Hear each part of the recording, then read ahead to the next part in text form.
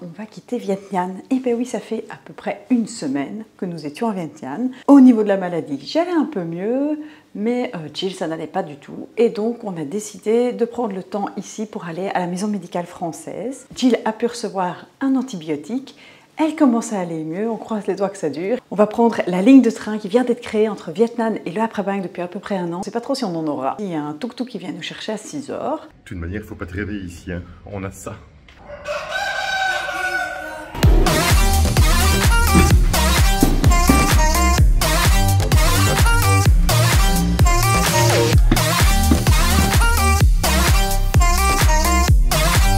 Bon, mais ça commence bien, le taxi qu'on avait commandé, ah ben, il s'est pas levé. J'ai l'impression qu'à chaque fois qu'on prend les transports en commun, ou on loupe la gare, ou on est en retard, ou alors c'est quelqu'un d'autre qui nous met en retard. Mais on n'est jamais là. Virginie Fin-Limier a repéré un tuk-tuk juste en face. Elle dit au monsieur de l'hôtel, bah on va peut-être prendre celui qui est en face parce que le tien il est pas là à l'heure quoi. Et puis le tuk-tuk juste en face, il m'a déjà fait signe, il est déjà prêt à démarrer, donc il est au taquet.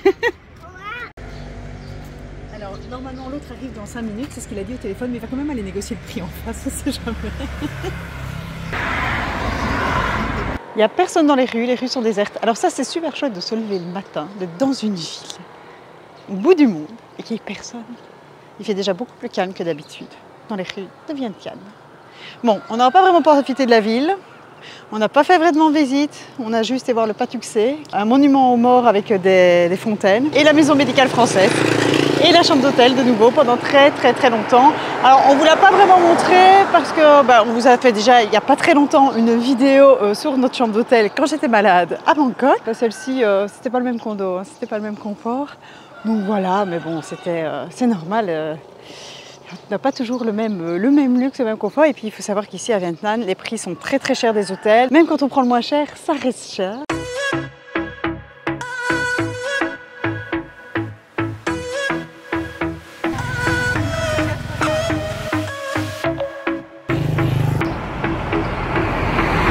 Négociation. On n'a pas perdu trop de temps, il est 6h20, donc normalement on est bon, on est toujours dans le timing. Le train ordinaire ne part qu'à 8h, alors si jamais on devait le rater, il reste les trains express qui sont un peu plus chers, ils prennent 45 minutes, et ça il y en a deux je pense, un avant le train ordinaire et un après le train ordinaire, mais bon, c'est quand même beaucoup plus chouette de voyager à l'ordinaire. Alors entre le centre et la gare de Viet Thanh, il y a quand même à peu près une demi-heure en tuk-tuk. Donc ce n'est pas juste à côté, c'est pour ça aussi qu'il a fallu partir si tôt. En plus on commence déjà par une pause.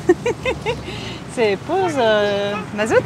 Le monsieur, hein, en gros, il était en train de se réveiller, il était torse nu, il m'a vu de l'autre côté de la rue, il s'est dit j'ai préparé mon tuk-tuk, on sait jamais, il a bien fait, il a enfilé sa chemise et puis il était prêt, hein, il dormait juste là dehors, à côté, dans l'enceinte de sa maison.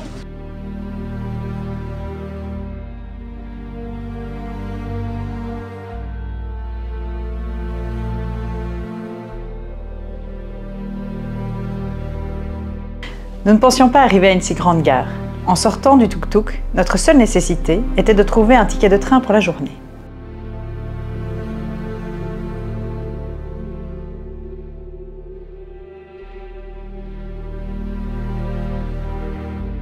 C'est en voyant le panneau d'affichage où se décompte le nombre de places, seconde après seconde, que notre stress grandit. Beaucoup de monde et peu d'élus. Je crois qu'il n'y a plus de place. Ticket, 4 tickets. Okay. 441.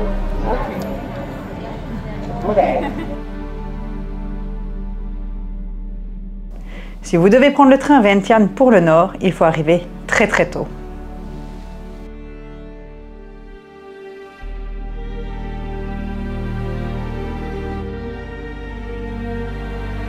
Bon, je le dis maintenant, mais c'est une gare où c'est chacun pour soi quoi. Les gens se poussent dans tous les sens, le train est dans 15 minutes. Et si vous regardez là-bas derrière, en fait il y a le truc pour les bagages. Vérifier s'il n'y a rien de dangereux dans les bagages. Et pour arriver à ce truc-là, c'est vraiment la guerre.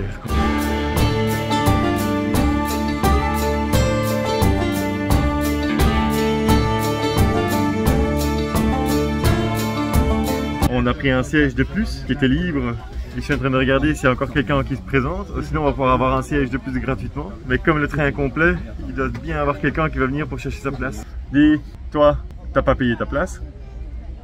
C'est toi qui m'as payé la place.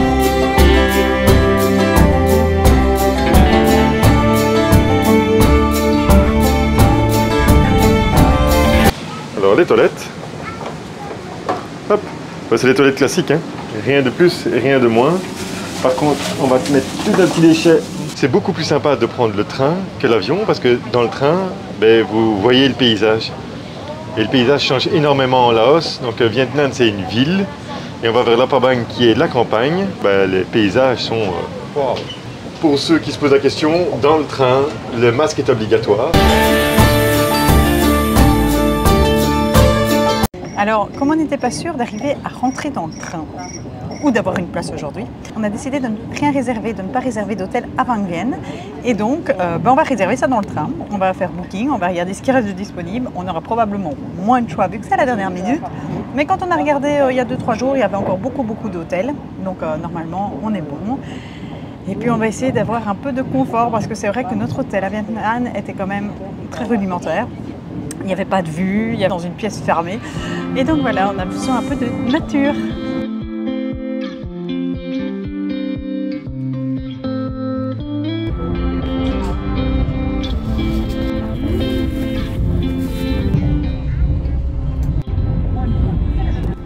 Ce que j'aime bien, c'est que j'ai de la place pour mes jambes et que je peux incliner mon siège. C'est beaucoup mieux que de voyager dans un avion où j'ai 79 cm pour mettre mes jambes. Ici, je suis vraiment bien. Comme d'habitude, Benoît s'est endormi dans les transports en commun. Benoît aime bien dormir dans les trains. Alors, il ne profite pas du paysage parce que le paysage est quand même très joli. C'est le gros avantage de voyager en train par rapport à l'avion.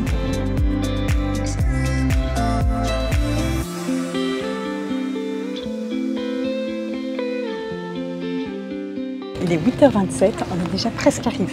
Je pense que tout doucement on va arriver à Vang Vieng. Alors ce qui est beau, c'est que maintenant on commence à apercevoir les montagnes, les rizières.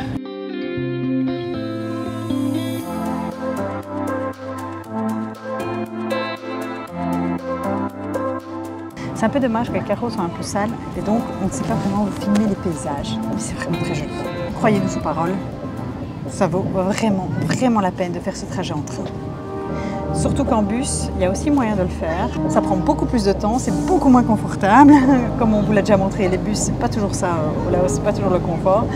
Le train, c'est la bonne solution. C'est un train hyper luxueux, c'est beaucoup plus luxueux que les trains chez nous en Belgique et en Europe.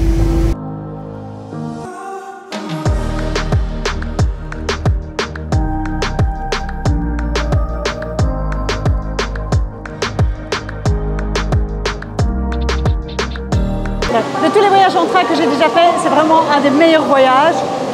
C'est vraiment très confortable. Aller de Vientiane à Vang Vieng ou aller jusque La Prabang en train, n'hésitez pas, franchement c'est super. Le train est très luxueux, c'est tout nouveau, c'est très confortable. C'est bien organisé, bon, faut juste pas être trop stressé et être bien à temps à la gare, bien en avance. Mais franchement, c'est chouette. C'est la meilleure manière de voyager. À se demander si on ferait pas un tour du monde en train avec les enfants.